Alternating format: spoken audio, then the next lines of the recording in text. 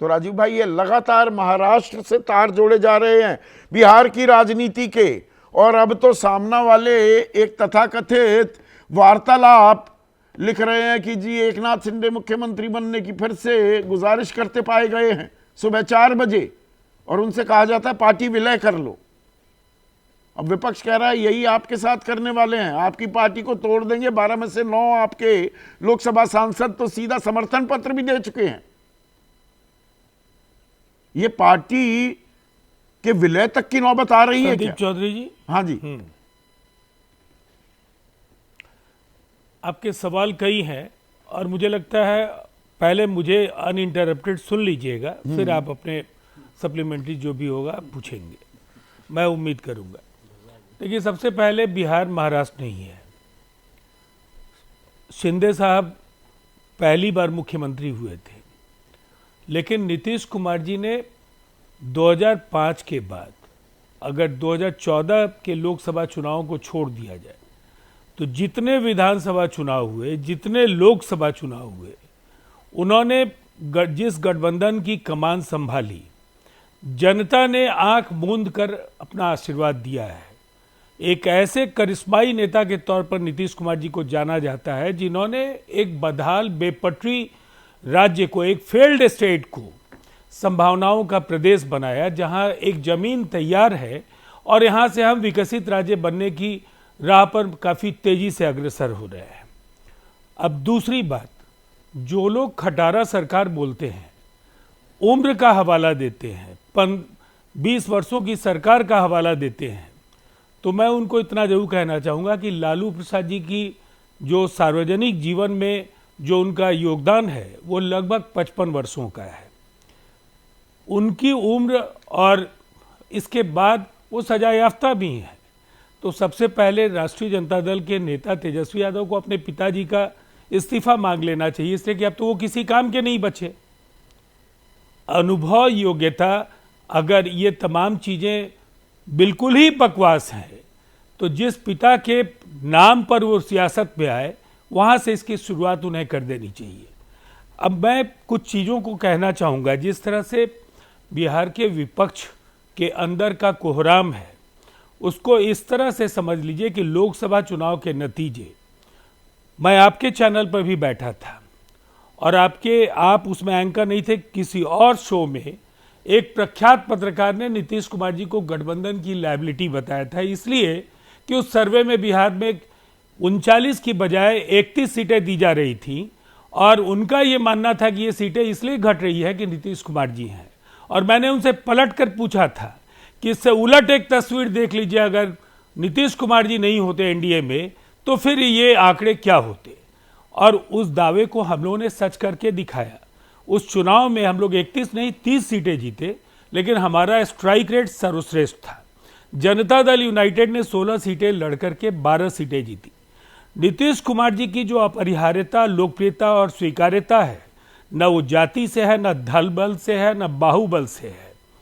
उन्होंने जब भी कुछ अगर फैसले लिए हैं तो जनता के लिए लिए हैं। अगर हम देखें तो बिहार का जो एक अविस्मरणीय जो विकास संभव हो पाया है, वो मैं इसलिए कहता हूं कि इसे विकसित राज्यों से जोड़कर नहीं देखिए।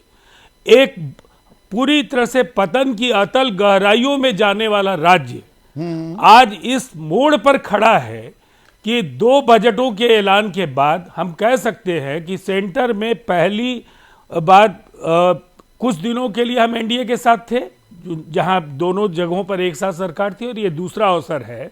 और लगातार दोनों ही बजट में नीतीश कुमार जी की कोशिशों ने रंग लाया और लगातार जो बड़े ऐलान आपको कतई नहीं कांग्रेस के प्रवक्ता पैनल में है, हाँ, इनके हाँ, नेता जयराम रमेश, मैंने आपको टोका नहीं है। बिल्कुल, लेकिन जयराम रमेश ने क्या कहा था, ये बिहार का बजट है जी। ठीक है जी। अब 2 सवाल आपसे। आपने कहा बिहार महाराष्ट्र नहीं है, पर बीजेपी तो बीजेपी है ना, इस बात को नकारेंगे आप? अब बीजेपी बड़े भैया की भूमिका में आ रही है। ये चुनाव से ठीक पहले 7 मंत्री उनके और बन गए, जो पद खाली पड़े थे। भाई 28 जनवरी को आपकी सरकार बन गई थी ना 2024 में, 9वीं बार बतौर मुख्यमंत्री शपथ ले ली थी नीतीश कुमार ने, तब ये पद खाली थे, आज भर दिए। उसमें भी 2 अति पिछड़ा, 3 पिछड़ी जाति से जो आपका कोर वोट बैंक है।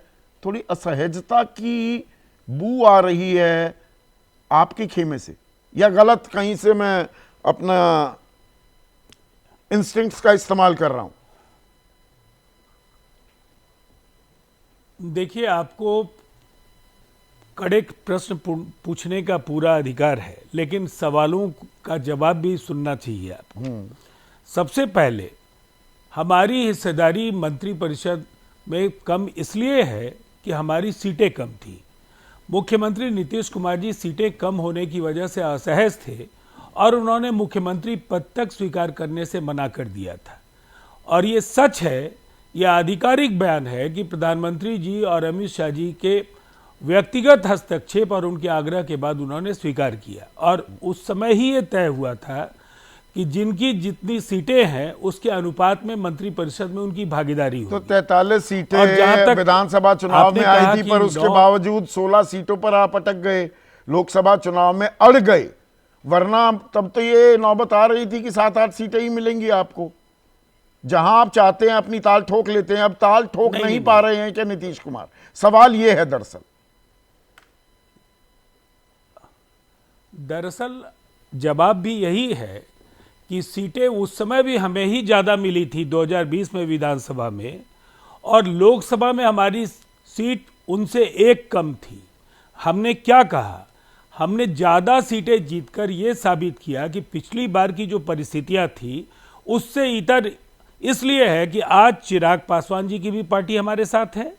आज जो उस समय अलायंस में नहीं थे, उस समय इस पैनल में हम पार्टी के भी प्रवक्ता हैं, हम भी उस समय हम लोगों के साथ नहीं थी।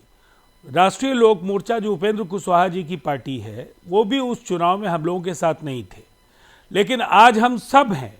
हमारे पास 15% से ज़्यादा की निर्णायक बढ़त है। और जहाँ तक एमपीज के संपर्क में होने का सवाल है, ये नीतीश कुमार जी का जादू है। ये सबके सर पर चढ़कर बोलता है।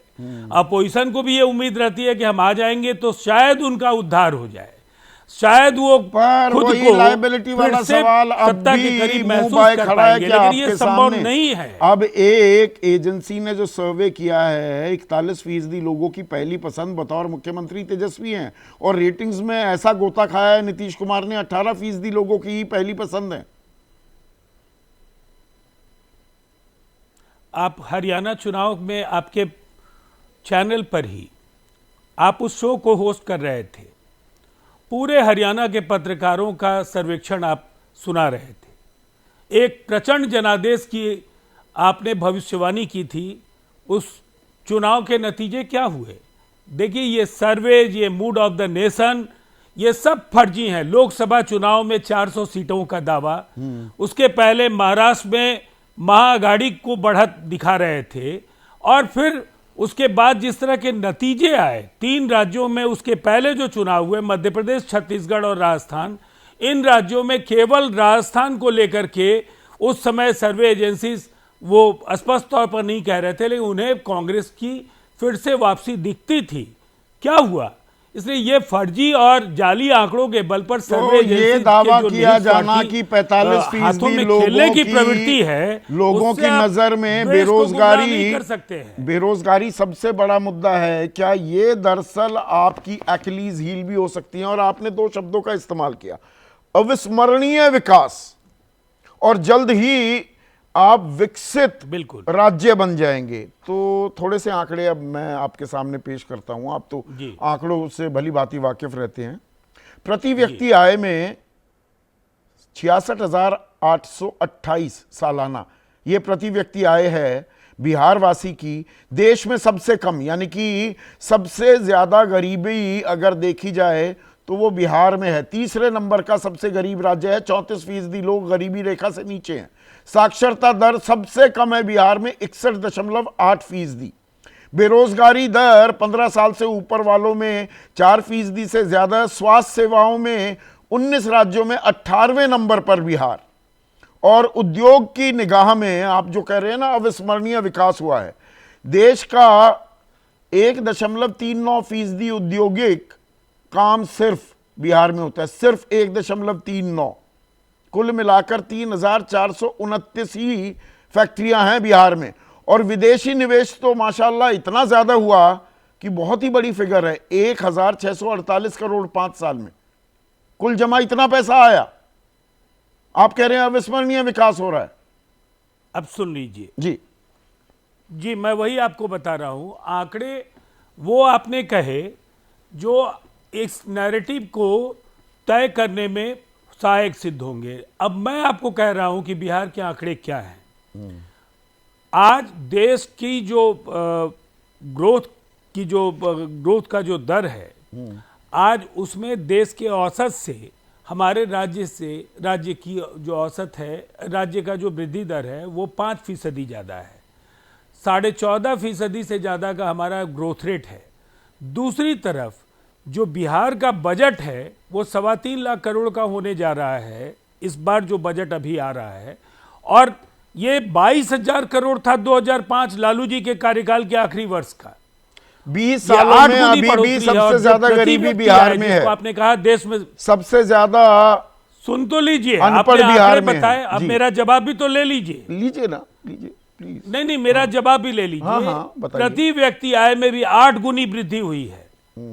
और इसके साथ ही आपने कहा एक राज्य को आप युगांडा और अमेरिका दोनों की यात्रा एक तरह से नहीं देख सकते हैं। एक पूरी तरह से जो फेल्ड स्टेट है वहां विकास की यात्रा को जारी करना, और कर्नाटक या दिल्ली या महाराष्ट्र, अगर इन प्रांतों में आप विकास की रफ्तार को देखेंगे तो निसंदेह दोनों की यात्रा खटारा गाड़ी है आपकी सरकार, 15 साल पुरानी गाड़ी शुरुआत की, सड़कों पर दौड़ नहीं सकती बिहार की। आपकी 20 साल पुरानी खटारा सरकार हो गई है अब। तेजस्वी यादव ये कह रहे हैं। अब तो जनता को तय करने दीजिए। ऐसे आरोप तो हर चुनाव में लगते थे और हर बार हमने विजय पताका लहराया, इस बार भी लहराएंगे, इस बार भी जीतेंगे। आप कह रहे हैं।